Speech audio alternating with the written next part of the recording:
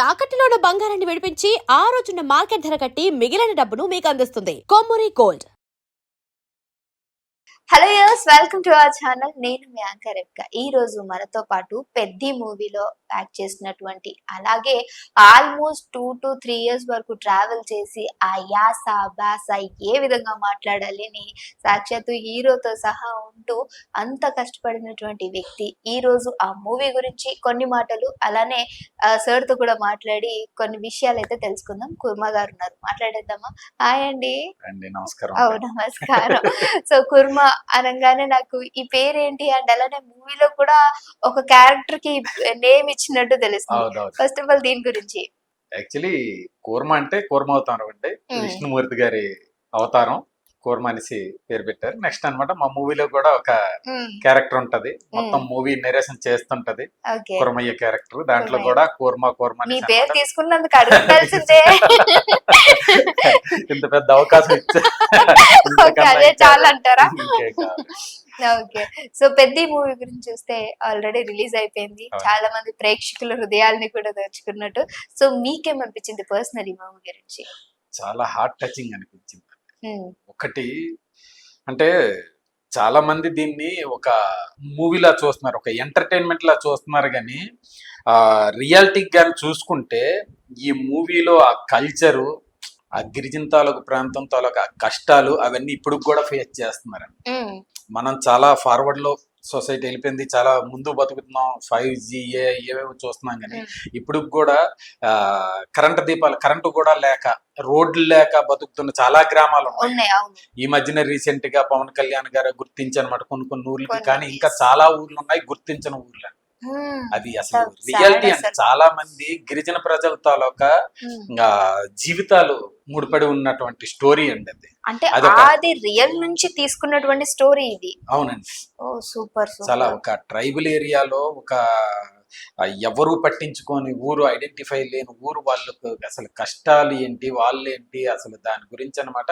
Actually చూసుకుంటే ఏదో వాళ్ళ బిజినెస్ కోసమో లేకపోతే ఒక కమర్షియల్ స్టోరీ రాసుకోవడం కోసమో అలా చూడకుండా అనమాట, ఇది మా ప్రాంతపు కొన్ని గ్రామాల తాలూకా జీవితాలు ఇప్పటికీ కూడా స్ట్రగుల్ అవుతున్నారంట. అది ఉందండి. సో ఈ మూవీ ఎక్కడ తీసారు ఎక్కువ సెట్స్ అంతా? అంటే షూట్ అయితే ఫస్ట్ షెడ్యూల్ వచ్చి మైసూర్లో చేసామండి. ఒక 10 days షెడ్యూల్ అక్కడ జరిగింది. ఇదంతా విలేజ్ థీమ్ కదండి. Mysore why travelled? మైసూర్ అంటే ఒకటండి, ఒక చెరుకు తోటలు, చెరుకు కసరు, ఆ అట్మాస్ఫియర్ ఉంటదండి. హీరో చెరుకు ఫ్యాక్టరీ, చెరుకు కసరలో పని చేస్తుంటాడు, ఒక మంచి బెల్ల పొంటగాడు, ఆ రకంగా అనమాట. ఆ చెరుకు సంబంధించిందంతా మైసూర్ లో సెట్ వేసి, చెరుకు తోటల మధ్య సెట్ వేసి అనమాట తీసారు. చాలా నేచురల్ గా వచ్చిందండి, చాలా బాగుంది. నెక్స్ట్ మిగతాదంతా హైదరాబాద్ లోనే సెట్ అయిపోయింది. నెక్స్ట్ శ్రీలంక ఒక 5 days షూట్ అయిందండి. మీరు కూడా వెళ్ళారండి? మేము కూడా. యాక్చువల్ గా ఏంటో తెలుసా అండి, రామ్ చరణ్ సార్ వైఫ్ తో కంటే ఎక్కువ కుర్మ గారితోనే ఉన్నట్టున్నారు. ఆల్మోస్ట్ 3 years సార్ అసలు వదలలేదంట. సో అంటే ఆ భాష యాస కోసం సార్ తోటే మీరు ట్రావెల్ చేసినట్టున్నారు కదా సార్. సో ఫస్ట్ డైలాగ్ ఆయనతో మాట్లాడినప్పుడు మీకు ఎలా అనిపించింది? చాలా హ్యాపీగా అనిపించింది అండి. సో మంచి అవకాశం అంటారు. అసలు ఒకటి ఒక కన్ఫ్యూజన్ లో నేనున్నా. ఆర్మీ నుంచి రిటైర్ అయ్యి వచ్చాను. చూసారండి, ఆర్మీ నుంచి రిటైర్డ్ అని వచ్చారు. ఆల్మోస్ట్ 19 years చేశారండి. సెకండ్ జర్నీ ఎలా స్టార్ట్ చేద్దాం అని వెంటనే ఇంత పెద్ద ఆపర్చునిటీ రావడం, అది గ్లోబల్ స్టార్ రామ్ చరణ్ గారితో అసలు బుచ్చిబాబు గారికి అయితే మాత్రం అంటే స్లాంగ్ కోసం అని చెప్పేసి మా ఊరు సైడ్ ఆడిషన్స్ చేశారండి. ఆడిషన్స్ చేసి ఎంత మందిలో మీరు సెలెక్ట్ అయ్యారు? అంటే నేను సెలెక్ట్ అవ్వలేదు, మా ఊరు అబ్బాయిలు 2 సెలెక్ట్ అయ్యారు. అందులో మా బావమరిది ఉన్నాడు, తను యాక్చువల్లీ కువైట్ లో జాబ్ చేస్తాడు. జాబ్ మానేసి ఇక్కడ ఉండడం ఇంట్లో ఇష్టం లేక నేను వెళ్ళి మళ్ళీ బుచ్చిబాబు గారితో మాట్లాడి, సరే ఒకవేళ అది మీరు 90s స్లాంగ్ అంటున్నారు, వీళ్ళు అప్పటికి వీళ్ళు పుట్టనే లేదు, మేము విన్నా, మేము మాట్లాడినప్పుడు, మేము చిన్నప్పుడు మేము మాట్లాడే యాస అయితే ఇప్పుడు వీళ్ళకి తెలియదండి. ఎందుకంటే ఊరి తాలూకు స్లాంగ్ ఇప్పుడు మారిపోయింది. అప్పుడు యాస అప్పుడు ఇది ఉండేది. ఒకవేళ మీకు కావాలంటే చెప్తాను ఏమంటే అంటే, ఆయన కొన్ని డైలాగులు ఇచ్చారు, చెప్పి ఒక డైలాగ్ ప్లీజ్ మా కోసం అండి. పైడప్ప మాటలతో కాదు ఆటతో బరిలో గెలిసే మొగతనం ఎవడుందో రమ్మను. Super super. అందులో ఆ గంభీరం అంటే మీరే డైలాగ్ చెప్పారా వాళ్ళందరికీ కూడా, అంటే లేదంటే లాంగ్వేజ్ జస్ట్ యాస్ అండి, ఆ మోడలేషన్ Modulation. డైలాగ్ స్క్రిప్ట్ ఆల్రెడీ రాసి డైలాగ్స్ ఉంటుంది. మొత్తం అంతా రాసుకున్నదే వాళ్ళు. నేను వాళ్ళ దగ్గర చేరిన తర్వాత ఆ డైలాగ్స్ అన్ని మళ్ళా ట్రాన్స్లేట్ మీరు- చేసి యాసలో మళ్ళా ఇంకా అసలు మీరు మొత్తానికి పక్కనే అనుకుంటా ప్రతి ఒక్కరికి. డైలాగ్ ఉంటే మాత్రం కంపల్సరీగా స్పాట్ లో ఉండేవాడు. Okay. అసలు మొత్తం షూట్ మొత్తం ఉన్నామండి, Shoot పక్కనే మొత్తం. ఉండేవాడు. ఏం జరిగినా అంటే పక్కనే సార్ కి ఉండేవాళ్ళం. మొత్తం 10-12 మంది బాడీ గార్డ్స్ అసలు దగ్గరికి వెళ్ళనివ్వరని విన్నాము. సో మేము వాళ్ళతో చాలా మేము వాళ్ళతో మాట్లాడటం జరిగింది. ఆ, అసలు వెళ్ళనివ్వరని. దాని మీతో ఎలా ఉంది? చాలా బాగున్నారు, మీతో చాలా ఫ్రీగా ఉండేవారు, చాలా ఫ్రీ స్టైల్ గా ఉండేవారు, ఉమ్, చాలా మంచి పర్సన్ అండి. అవునా? పర్సన్ అసలు ఉమ్, మంచి మర్యాద కలిగిన వ్యక్తి అండి. ఉమ్, చాలా రెస్పెక్ట్ ఇస్తారు, చాలా చక్కగా చూసుకుంటారు, ఓకే. పక్కన కూర్చొని పెట్టుకొని సరదా మాట్లాడతారు. ఉమ్, చాలా హ్యాపీ అసలు. ఓకే. మెమరీస్ అసలు మర్చిపోలేను. మీరు మర్చిపోలేని ఒక conversation between Ram Charan sir ఇంకా మీరు? అంటే మర్చిపోలేనిది అనేసి అంటే ఆయనతో చేసిన జర్నీ ఏది మర్చిపోవడానికి లేదండి, అంత మెమరబుల్. కాకపోతే మరీ గుర్తు పెట్టుకోవాల్సింది అనేసి అంటే మాత్రం ఉమ్, ఆ, ఆయన ఇంటికి వెళ్ళేటప్పుడు ఒకసారి అంటే వెళ్ళాం, వర్క్ కోసం కూర్చుండేసరికి ఏమైనా తీసుకున్నారంటే సార్ వాళ్ళ ఒకసారి ఇంటికి వెళ్ళారు. ఉమ్, పక్కన కూర్చొని పెట్టుకున్నారు, ఏమైనా తీసుకున్నారంటే సార్ తీసుకున్న వాటర్ తీసుకున్నాను అంటే లేదు వాటర్ కాదని సార్ బెల్ నొక్కి మళ్ళీ బాయ్ని పిలిపించి ఉమ్. ఇంకేం కావాలో ముందు అడిగాని చెప్పేసి అనమాట. కాఫీ తెప్పించి ఆ కాఫీ తీసుకొచ్చి తాగండి అనేసి అనమాట ఆయన చేతులతో ఓ సూపర్ ఇంకా. తెచ్చి, చక్కగా కాఫీ తాగిన తర్వాత మళ్ళీ అప్పుడు ఫ్రీ స్టైల్ గా మళ్ళీ వర్క్ స్టార్ట్ చేసి అంటే అంత పెద్ద వ్యక్తి అలా మర్యాద ఇవ్వడం మర్యాద మీరు ఇవ్వడం అసలు మర్చిపోలేరు. మర్చిపోలేమంటారు. యా సీరియస్లీ అసలు అంతే. ఫ్యామిలీ స్టార్ మ్మ్. ఫ్యామిలీ, చాలా మర్యాద అయిన కుటుంబం అండి. కాకపోతే బయట నుంచి వింటుంటాం మ్మ్. మనం, బయట నుంచి వింటాం అంటే అది కెమెరా ముందు వినేది ఎవరో ఒకటి, చెప్పింది, చూసేది ఒకటి కెమెరా అన్నట్టు. ముందు వేరు, కెమెరా బ్యాక్ సైడ్ వేరండి. కానీ కెమెరా బ్యాక్ సైడ్ కూడా మ్మ్. బిహేవియర్ చూసాం, చాలా గొప్ప వ్యక్తి. వండర్ఫుల్ అంటారు. నిజం. సో ఒక మన పెద్ద గురించి మాట్లాడుకుంటే మూవీ ఆల్రెడీ రిలీజ్ అయిపోయింది. అవునండి. కొంత మేరకు ఒక సైడ్ నుంచి ఫస్ట్ హాఫ్ అంతా ఎలానో ఉంది, కొంచెం డల్ గా ఉంది అని, సెకండ్ హాఫ్ నుంచి ఒక 40 minutes మూవీ చూడటానికి బాగుంటుందని, ఇంకా క్లైమాక్స్ చూసుకుంటే అసలు ఆ సీన్ ఎపిక్ అని అంటున్నారు. మీరు చూసినంత వరకు, మీరు ట్రావెల్ చేసిన వరకు వాట్ యూ సెడ్? లేదండి, మీరు మూవీ చూసారండి? లేదండి.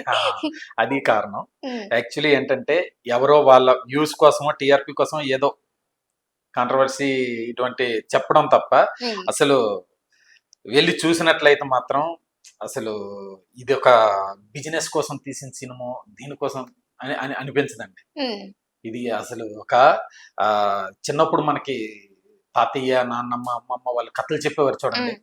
అలాగ వింటూ ఉంటే సారీ అన్నమాట టు అలా ఇంటరప్ట్ యూ. ఉండిపోయేది. మీరు అవునండి. మొత్తం కూడా అదే యాసలో మాట్లాడండి. మీరు ఏం మాట్లాడినా మీరు మూవీలో మాట్లాడిన యాసే మాతో మాట్లాడండి. అయ్యి బాబా మీకు సగం అర్థం కాదండి బాబా అలాగే. లేదంటే నాకు అర్థమైపోతండి.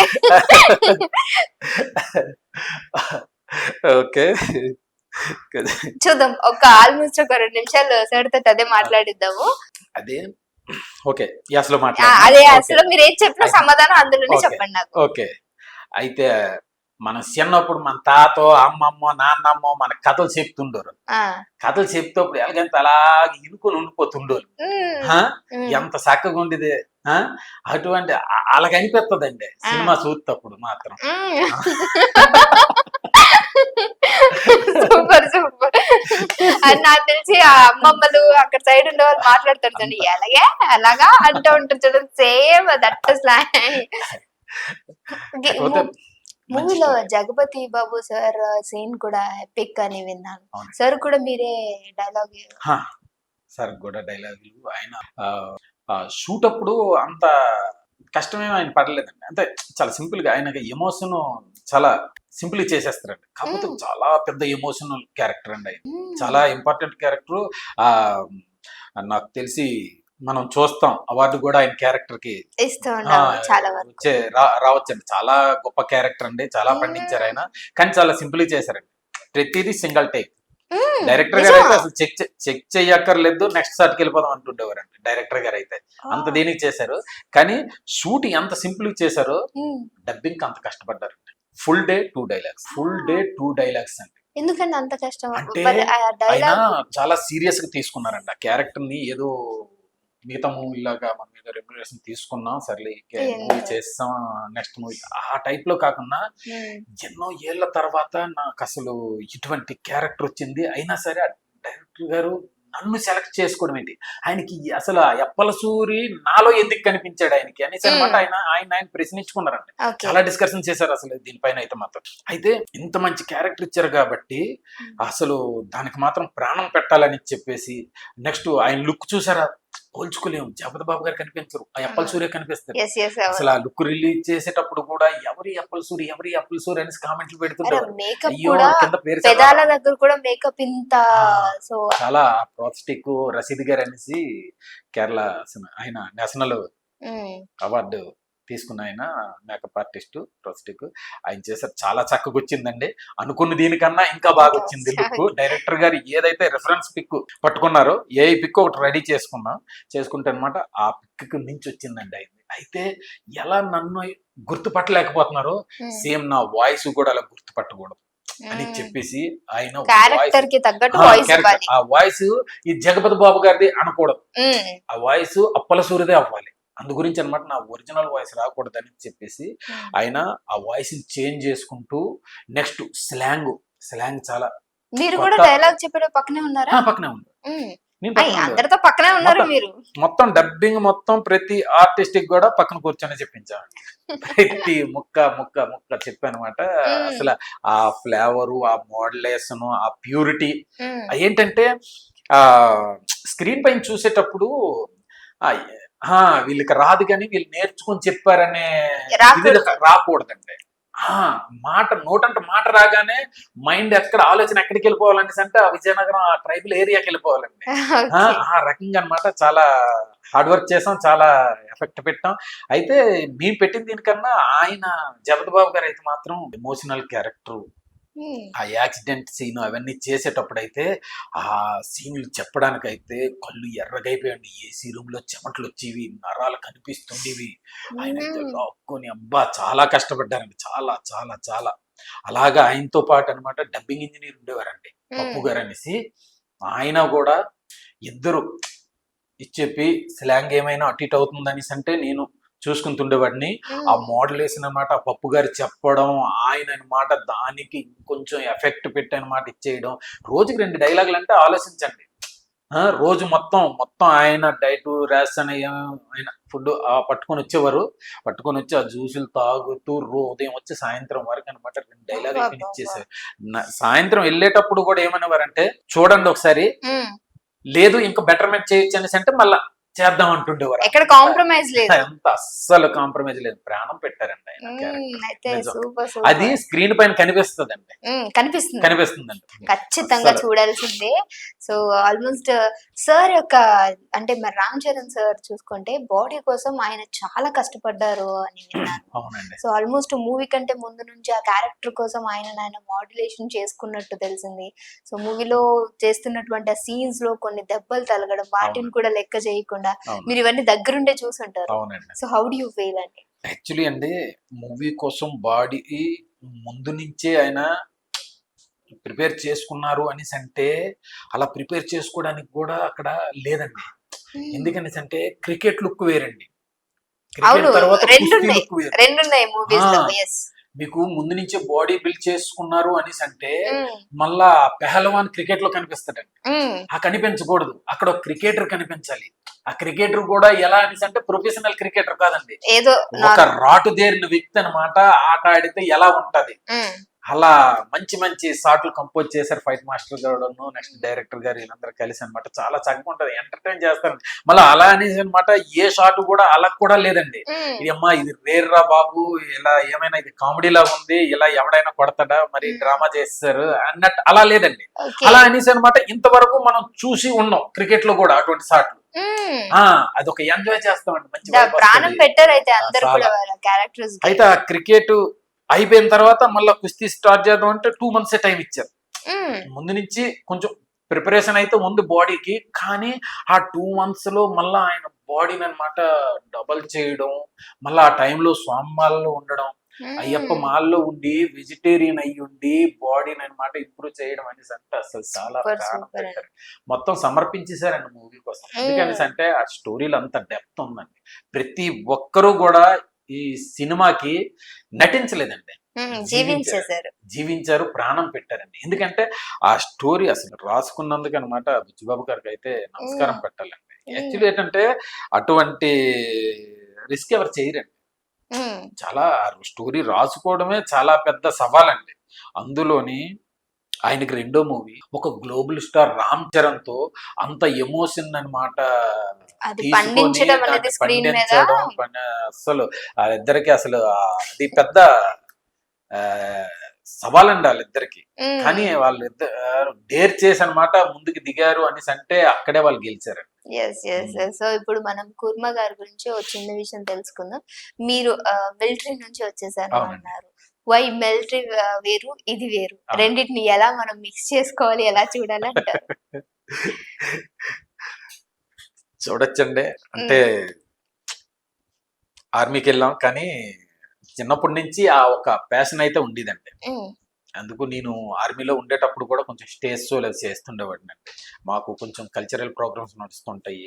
ఒక స్పోర్ట్స్ గెలిచినా, లేకపోతే సీనియర్ ఆఫీసర్ ట్రాన్స్ఫర్ అయినా, రిటైర్మెంట్ అయినా, లేకపోతే కొత్త ఆయన వచ్చి ట్రాన్స్ఫర్ అయ్యి వచ్చినా, లేదు మాకు రేజింగ్ డే ఉంటుందండి. అంటే ఏ డేట్ని అయితే మా యూనిట్ స్థాపించారో దాన్ని యానివర్సరీ కింద అనమాట రేజింగ్ డే అంటాం. అది చేస్తుంటాం. అవి ఒక ప్రోగ్రామ్ కింద చేస్తుంటాం అండి. మొత్తం ఫ్యామిలీస్, సోల్జర్స్ మొత్తం అందరూ వచ్చి అనమాట ఒక 2-3 hours ప్రోగ్రామ్ ఉంటుంది. అయితే ఎంటర్టైన్మెంట్ చేయడానికి అనేసి ఒక 15-20 సోల్జర్స్ని అనమాట నాకు ఇచ్చేవారు. ఇస్తే నేను వాళ్ళని ట్రైన్ చేసేవాడిని. ఒక కామెడీ స్కిట్ అని, ఒక దేశభక్తి skit, Punjabi bhangra, group dance, solo dance, అలా యాంకరింగ్ ఇలా ఇచ్చేసి అనమాట మంచి ఎంటర్టైన్ చేస్తుండే వాళ్ళం. ఆ ప్యాషన్ అక్కడ చూపించుకుంటుండేవాడిని. బైలాక్ బుచ్చిబాబు గారి దయ వల్ల రిటైర్ అయిన వెంటనే మళ్ళా సినీ నెక్స్ట్ మంత్ అక్టోబర్ లాస్ట్ లో అక్టోబర్ 31st కి రిటైర్ అయ్యి వచ్చాను. నవంబర్ లాస్ట్ లో వీళ్ళ దగ్గరికి రావడం 2023. ఓకే, మీకు ఇక్కడైతే ఎవరు తెలీదు? జస్ట్ లేదండి, అటువంటిదేం లేదండి, ఏం తెలీదు. జస్ట్ మా బావమరిది వచ్చి ఆల్రెడీ ఉన్నాడు కాబట్టి తన కోసం వెళ్ళి మాట్లాడే దీంట్లో ఆ స్లాంగ్ చెప్పడం, కొంత ఆ ఆర్టిస్ట్ వాళ్ళకి ప్యాషన్ ఉన్నది కాబట్టి వాళ్ళు ఇచ్చే డైలాగులు కూడా అంటే ఆ సినిమాటిక్ లో, ఆ మోడలేషన్ లో, ఆ యాసతో కలిపి చెప్పి ఇవన్నీ చేసేసరికి కొంచెం ఇన్స్పిరేషన్ అయ్యారు. బాగుంది అనిపించింది. అక్కడి నుంచి కంటిన్యూ అయ్యారు. ఓకే, ప్రతి ఒక్కరికి డైలాగ్ ఓరియంటేషన్ మీరే పక్క నుంచి ఇవ్వటానికి? ప్రతి ఒక్కరికి సూపర్ సూపర్ సూపర్. నార్మల్ గా వోకల్ గార్డ్స్ అనేవి అంత వాయిస్ బేస్ చేసుకుని మాట్లాడుతుంటే దెబ్బతింటాయి అంటారు. ఆల్మోస్ట్ మీరు 3 years నుంచి వీళ్ళతోనే ట్రావెల్ చేసి అంత గట్టిగా మాట్లాడటం, మాడ్యులేషన్ అనేది ఇట్స్ నాట్ ఈజీ థింగ్ అండి. సో మీకేమైనా హెల్త్ ఇష్యూస్ వచ్చాయా? మాకేం లేదండి. అంటే మరి ఆ బేస్ లో చెప్పవలసిన అవసరం లేదు, కాకపోతే వాళ్ళు చెప్తుండేవారు. వాళ్ళకి మాత్రం డబ్బింగ్ అప్పుడు చాలా మంది ఆర్టిస్టులకి అనమాట ఆ బేస్ లో ఎవరెవరైతే చెప్పాలో వాళ్ళకి మాత్రం చాలా మందికి మాత్రం ఇష్యూస్ వచ్చాయి. ఒక డే డబ్బింగ్ చేసాము అనేసి అంటే అనమాట మధ్యలో మళ్ళీ 4 days అనమాట గ్యాప్ తీసుకుంటారు. లేదంటే గొంతుకు సెట్ అవ్వడానికి టైం పడుతుంది అని చెప్తే అనమాట వాళ్ళకి మాత్రం, ఆర్టిస్టులకి మాత్రం కొన్ని క్యారెక్టర్స్ వాళ్ళే ఒరిజినల్ వాయిస్ ఇచ్చేసారు. అవునండి, ఆల్మోస్ట్ అందరూ మన తెలుగు ఆర్టిస్టులు ఎవరు ఉన్నారో మాక్సిమం అందరికి రామ్ చరణ్ సార్ కూడా ఒరిజినల్. ఆయనకి ఒరిజినల్ మరి రామ్ చరణ్ గారు మనం వింటూనే ఉన్నాం కాబట్టి రామ్ చరణ్ గారే కాకుండా మాక్సిమం ఆయనకి పట్టింది డబ్బింగ్ ఇవ్వడానికి. ఏమండి ఆయనకండి అంటే ఒకటి ఆయన చాలా ముందే స్టార్ట్ చేశారండి డబ్బింగ్. లేదు అప్పుడప్పుడు చెప్పుకుంటూ వెళ్తుంటే అనమాట అది ఇదవుతుంది. ఒకేసారి అనేసి అంటే కంటిన్యూ చేయాలంటే ఇదవుతుంది అనేసి అంటే చాలా ముందే ఆయనది స్టార్ట్ చేసాం. ఆయన ఫ్రీ ఉండేటప్పుడల్లా కాల్ చేస్తుంటే వెళ్ళేవాళ్ళం. వెళ్ళనమాట ఒక 2 hours ఇలా చెప్పిస్తుండే వాళ్ళం. మళ్ళీ కష్టపడ్డారండి, కాకపోతే స్లాంగ్ కోసం చాలా కష్టపడ్డారండి. ఎందుకంటే అంటే అసలు ఆయన వినే భాష కాదండి, అది తెలుగు అయి ఉండొచ్చు కానీ ఆయన మనమే చాలా తక్కువ ఏదో మూవీలు అంటే చూస్తుంటారు మీరు, కానీ ఆయన బ్రతుకుతున్న లైఫ్ స్టైల్ కి అయితే చాలా రేరు. కానీ ఆయన నేర్చుకొని దాన్ని మళ్ళీ దాన్ని మళ్ళా స్క్రీన్ పైన. రెండోది ఏంటంటే అండి, ఆయన దగ్గర ఉన్న పెద్ద టాస్క్ ఏంటంటే మా స్లాంగ్ లో కొంచెం కామిక్ టైప్ లో ఉంటుంది. చాలా మూవీల్లో కామెడీకే యూజ్ చేశారు, ఒక్కొక్క క్యారెక్టర్ కి యూజ్ చేయడం ఆ కామెడీ టైప్ లో ఉంటది. ఒక హీరో ఆ హీరోయిజం తగ్గిపోకూడదు. ఆ స్లాంగ్ చెప్పేటప్పుడు అది కామెడీ అయిపోతే అనమాట, మళ్ళా క్యారెక్టర్ పడిపోద్ది. ఆ హీరోయిజాన్ని బతికిస్తూ స్లాంగ్ అని పట్టుకొని ఆ ఎమోషన్ ని క్యారీ చేస్తూ, ఇదంతా పెద్ద టాస్క్ అండి. చాలా పెద్ద, చాలా కష్టపడ్డారు. అలా కాదు ఇలా చెప్పాలి, మళ్ళీ నెక్స్ట్ మళ్ళీ ఫుల్ స్లాంగ్ లో వెళ్ళిపోయామనేసి అంటే కొంతమందికి అర్థం కాదు. ఇప్పుడు మా ఏరియాకి వచ్చేసరికి ఓకే, వచ్చేసరికి అందరూ ఎంజాయ్ చేస్తారు.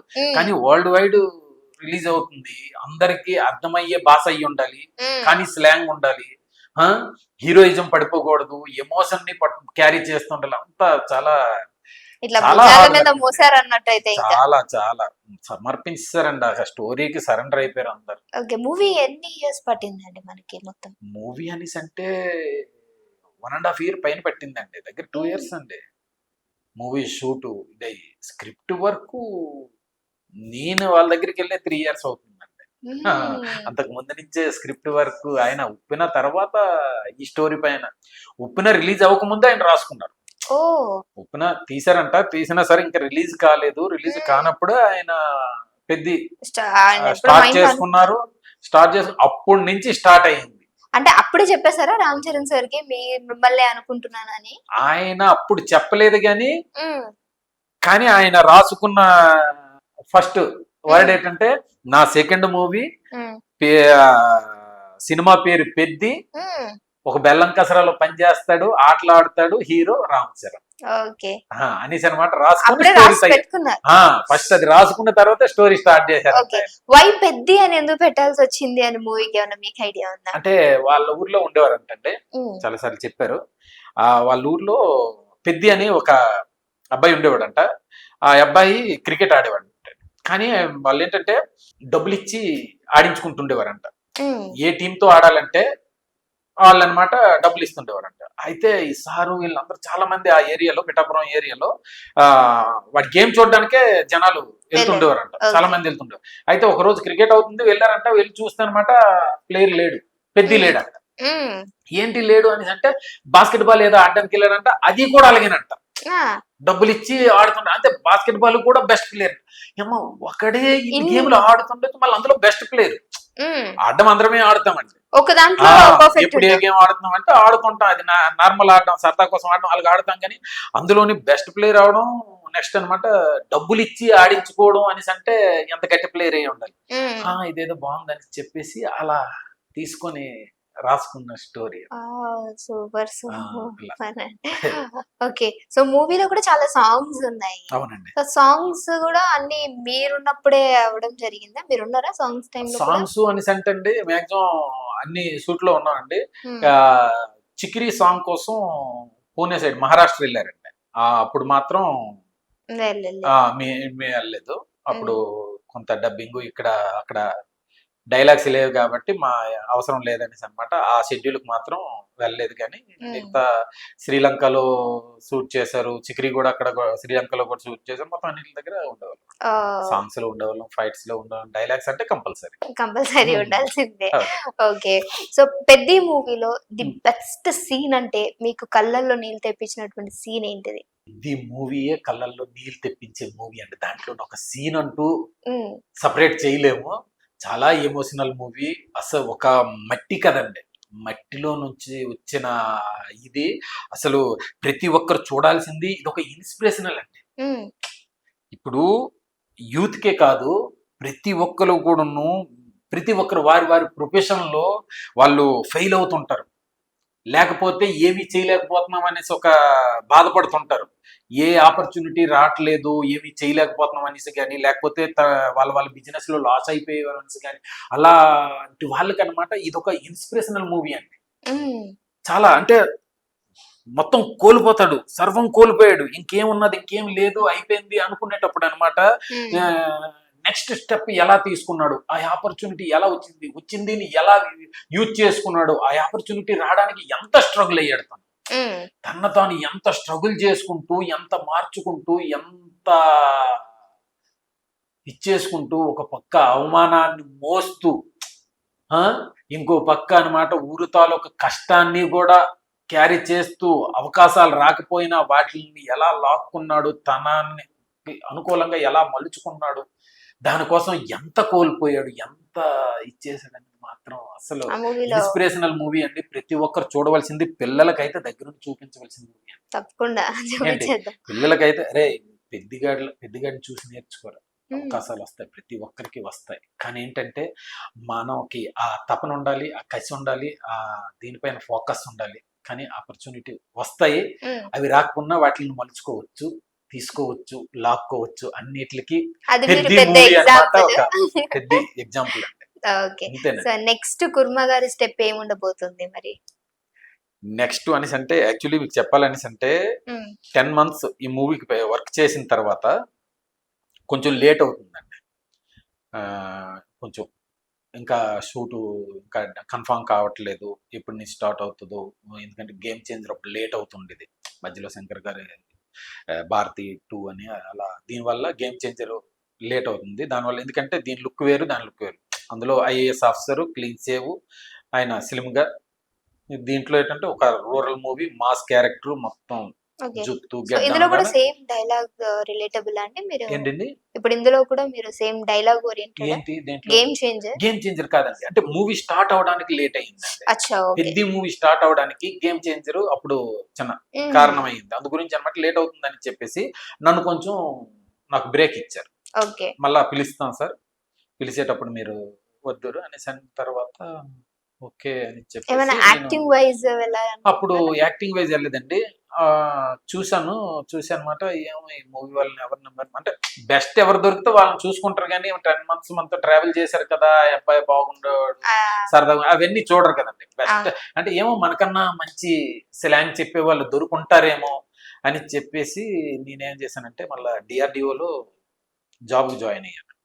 అప్పుడు నోటిఫికేషన్ పడ్డాం, సెంట్రల్ గవర్నమెంట్ జాబ్, చంద్రాయణగుట్టలో DRDOలో జాయిన్ అయ్యాను. 4 months చేశాను. 4 months చేసిన తర్వాత మళ్ళా పెద్ద ఆఫీస్ నుంచి కాల్ వచ్చింది. వెంటనే రిజైన్ చేస్తాను. రిజైన్ చేసి వెంటనే మళ్ళీ వాళ్ళ దగ్గరికి వెళ్ళిపోయాను.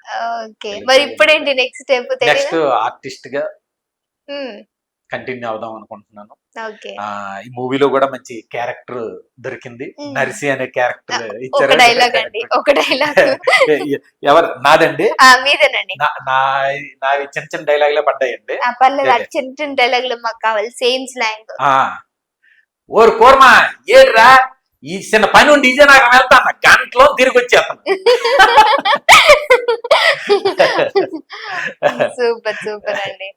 పెద్ద మూత నిజంగానే మా అందరికి పరిచయం. ఈ రోజు ఆ స్లాంగ్ ని మా వరకు తీసుకొచ్చిన మీకు దట్ సూపర్ అండి. Thank you so much. So మరి మీ ఆడియన్స్ కి కూడా మూవీ ఎలా ఉంది అని? మూవీ చాలా బాగుంది, చాలా ఎమోషనల్ మూవీ. అందులోని ఇది ఒక కమర్షియల్ మూవీ లాగో లేకపోతే ఏదో బిజినెస్ చేసుకోవడానికి చేశారన్నట్లు అనమాట భావించకండి. మా ప్రాంతంలో మీరు వెళ్ళి చూసినట్లయితే ఇప్పటికీ కూడా ఈ మూవీలో ఎలా అయితే ఆ విలేజ్ ప్రజలు నలిగిపోతున్నారో ఇప్పటికీ కూడా నలిగిపోతున్న గ్రామాలు చాలా ఉన్నాయండి. ఇప్పుడిప్పుడే గుర్తించి అనమాట మీరు కూడా చూసుంటారు. పవన్ కళ్యాణ్ గారు ఆ ఊరికి అనమాట ఏదో కరెంట్ వేయించడం, కొత్తగా లైట్ వచ్చిందనేసి అనమాట పండగ చేసుకోవడం, నెక్స్ట్ అనమాట రోడ్డు పడ్డదనేసి అనమాట వాళ్ళు చాలా హ్యాపీగా పండగలు చేసుకున్న సిచ్యువేషన్లు మనం చూసాము. అటువంటి జీవితాలు ఇప్పటికీ ఉన్నాయి. ఈ మూవీ ఏదో రాసుకున్న స్టోరీ కాదు, కొంతమంది జీవితాలు మా ప్రాంతంలో ఇప్పటికీ కూడా నలిగిపోతున్నారు. వాళ్ళ జీవితాలు ఎలా ఉంటున్నారు, వాళ్ళు ఇంత స్ట్రగుల్ అవుతున్నారా అనేసి మీరు అక్కడికి వెళ్ళకపోయినా కనీసం మూవీలోనైనా చూడండి. ఈ సినిమాని అనమాట ఒక ఎంటర్టైన్మెంట్ లా కాకుండా అనమాట దీన్ని ఒక కొంతమంది ఒక ప్రాంతం తాలూకా కల్చరు, వాళ్ళ తాలూకా ఎమోషన్ మీరు గుర్తించడానికైనా ఈ మూవీకి వెళ్ళండి, చూడండి. చూడవలసిన మూవీ. ఈ మూవీ నుంచి నేర్చుకోవలసింది ప్రతి ఒక్కరూ చాలా ఉంది. థ్యాంక్ యూ అండి. మళ్ళీ కలుద్దాం మరి. మళ్ళా కలుద్దాం. థ్యాంక్ యూ అండి. Thank you.